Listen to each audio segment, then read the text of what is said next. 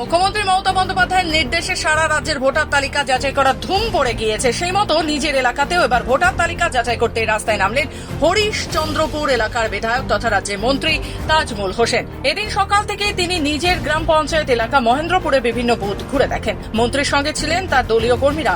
মন্ত্রী তাজমুল বাড়ি বাড়ি গিয়ে প্রত্যেকের ভোটার তালিকার সঙ্গে ভোটার কার্ড মিলিয়ে দেখেন। পাশাপাশি মোবাইলে নির্বাচন কমিশনের পোর্টাল থেকেও ভোটার তালিকা এবং ভোটার কার্ড সরাসরি মিলিয়ে দেখেন। প্রসঙ্গত কয়েকদিন আগেই মুখ্যমন্ত্রী মমতা বন্দ্যোপাধ্যায়ের অভিযোগ তুলেছিলেন রাজ্যে বিজেপি ভুয়ো ভোটার তৈরি করতে শুরু করেছে। প্রমাণ মিলেছে একাধিক। মুখ্যমন্ত্রী দলের নেতাকর্মী বিধায়কদের নির্দেশ দিয়েছেন নিজের এলাকায় বাড়ি বাড়ি ঘুরে ভোটার তালিকা যাচাই করার। আর সেই নির্দেশ মেনেই মন্ত্রী তাজমুল রবিবার থেকে ভোটার তালিকা যাচাইয়ের অভিযান শুরু করলেন। আজকে আমরা বুথে বুথে বেরিয়েছি আমাদের মুখ্যমন্ত্রীর নির্দেশে, যে যেরকম ভুয়ো ভোটার যেন না হয় তার জন্য তিনি আমাদেরকে নির্দেশ দিয়েছেন।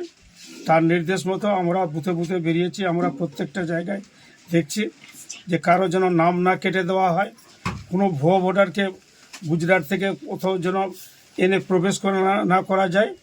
তার জন্য আমরা প্রত্যেকটা জায়গায় আমরা দেখছি যেন কোনো রকম কেউ যেন এখানে আমাদের পশ্চিমবঙ্গে কেন ভুয়ো ভোটার কিংবা কারো নাম যেন না উঠাতে পারে, তার জন্য আমাদেরকে দিদি যে নির্দেশ দিয়েছে তার নির্দেশ মতো আমরা বুথে বুথে ঘুরছি।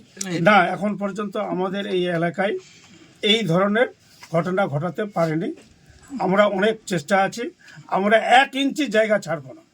মালদা থেকে নিজস্ব প্রতিনিধি রিপোর্ট, খবর বাংলা।